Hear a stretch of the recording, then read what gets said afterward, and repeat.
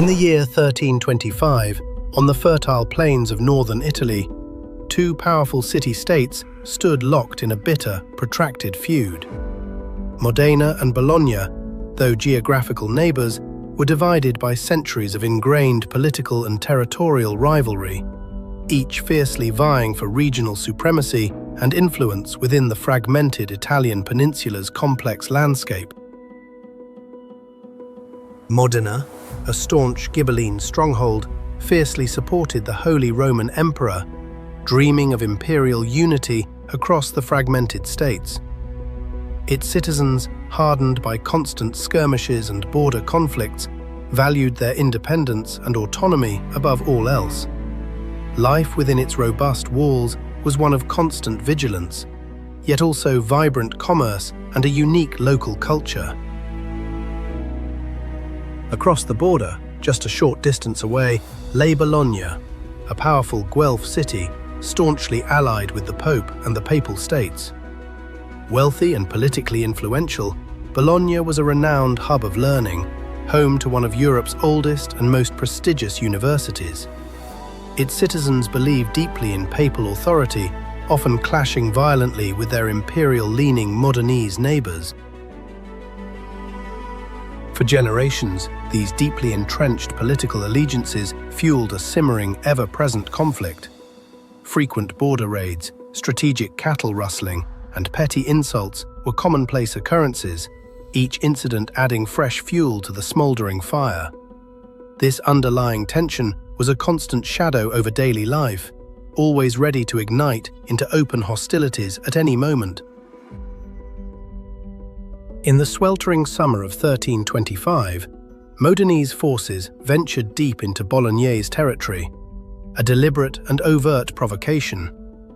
They carried out a series of audacious raids, systematically looting farms, ransacking villages, snatching livestock, and causing widespread general havoc.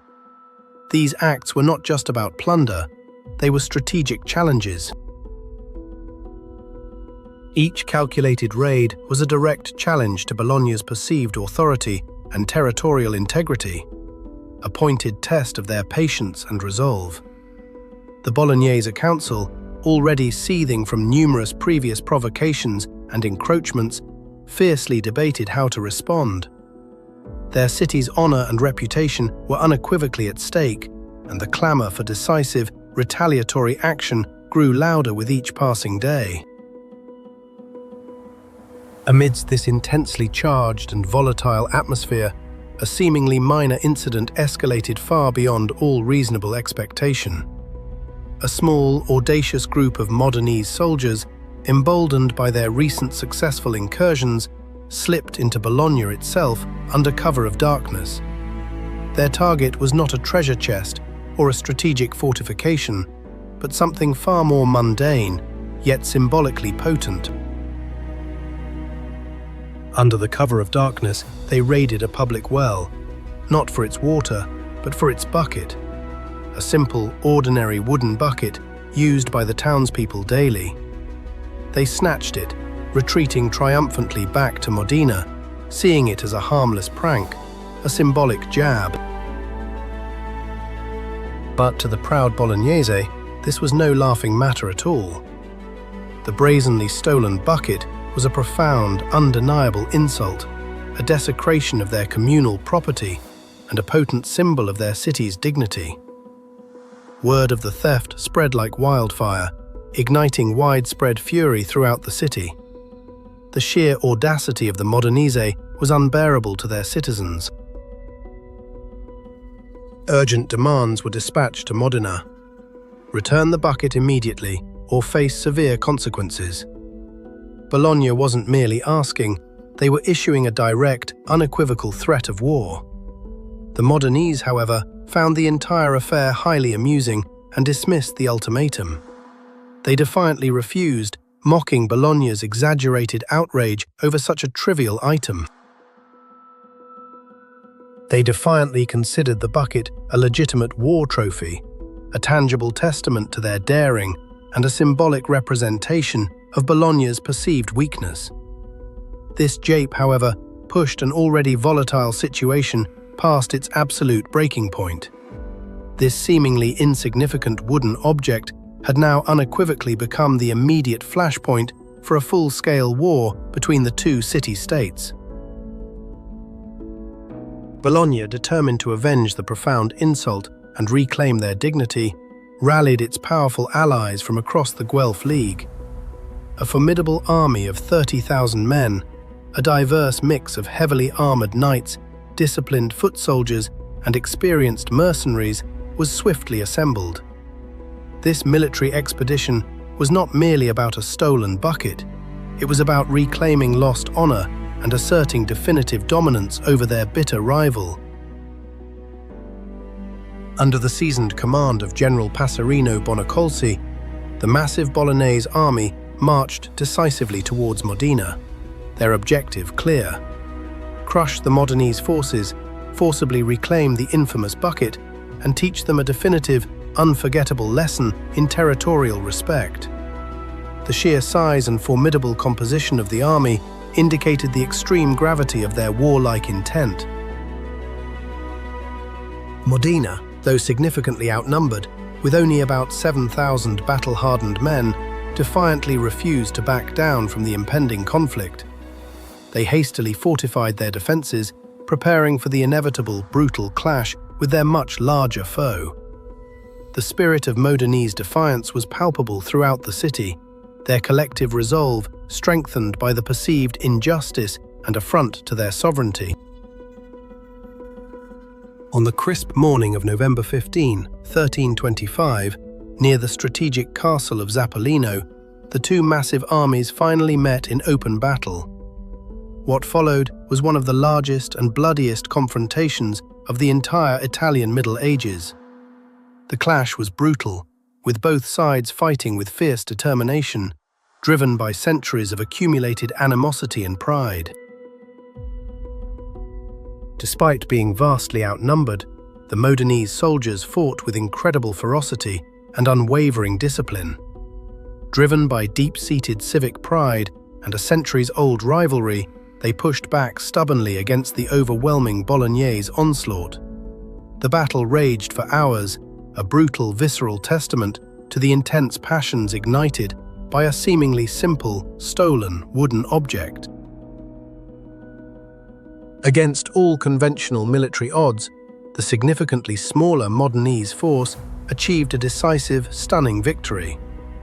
The formidable Bolognese army was completely routed, suffering heavy casualties and fleeing in disarray across the battlefield. The Modenese pursued them relentlessly, turning the disorganized retreat into a full-scale, devastating rout for Bologna. The sheer audacity and unexpected nature of the Modenese victory was staggering to contemporary observers. They had not only successfully defended their city against overwhelming odds, but had utterly humiliated their formidable, larger opponent. The stolen wooden bucket remained firmly in Modenese hands, a potent symbol now not of a childish prank, but of their military triumph. The crushing defeat was a devastating blow to Bologna's prestige and military might. The city was left vulnerable, its civic pride shattered and its forces decimated. The victorious Modenese, not content with merely winning the pivotal battle, then further mocked their adversaries by systematically destroying several Bolognese castles and fortifications in their retreat. Back in Modena, the infamous stolen bucket was triumphantly paraded through the jubilant streets as the ultimate, albeit bizarre, war trophy. It became a tangible symbol of their unexpected victory, a humorous yet poignant reminder of the ridiculous origins of such a serious, deadly conflict that had reshaped the region's power dynamics. To this very day, the original wooden bucket, or at least one historically believed to be it, remains securely in Modena. It is proudly displayed within the historic Torre della Ghirlandina, the city's iconic bell tower, serving as a curious relic. This object forever links a major, bloody medieval battle to a seemingly minor, audacious act of theft. The War of the Oaken Bucket, as it became known in historical accounts, was far more than just a trivial clash over a stolen item. It represented the dramatic culmination of centuries of deep-seated political, cultural, and ideological animosity between the Guelph and Ghibelline factions that had perpetually divided medieval Italy. Historians frequently point to this bizarre conflict as a prime example of how even the most trivial or seemingly insignificant of provocations could ignite devastating, large-scale conflicts in the highly volatile medieval Italian peninsula. The symbol, in this peculiar case, dramatically overshadowed the actual object itself, becoming a potent rallying cry for both warring sides. The war, though undeniably bizarre in its initial origin, ultimately caused thousands of casualties and solidified the bitter rivalry between the two powerful cities for generations to come. It stands as a timeless testament to the complex interplay of regional politics, deep-seated pride, and petty grievances that characterized this tumultuous era of Italian history. The extraordinary tale of the stolen bucket serves as a poignant reminder that the true catalysts for human conflict are not always grand, logical, or strategically profound. Sometimes, the most significant and transformative events in history stem from the most absurd and seemingly insignificant beginnings, forever altering the course of nations. It's a bizarre footnote in the grand tapestry of history, a war that few outside of Modena and Bologna remember, yet its impact on the region's political landscape was undeniably profound. The War of the Oaken Bucket became a local legend, a compelling story passed down through generations, embodying the fierce, often irrational spirit of medieval Italy. So, the next time you encounter an old, unassuming wooden bucket, take a moment to consider its potential hidden history. For in 1325, one such ordinary object became the unlikely casus belli for a brutal, bloody war, forever etched into the dramatic annals of a politically divided and perpetually warring Italy.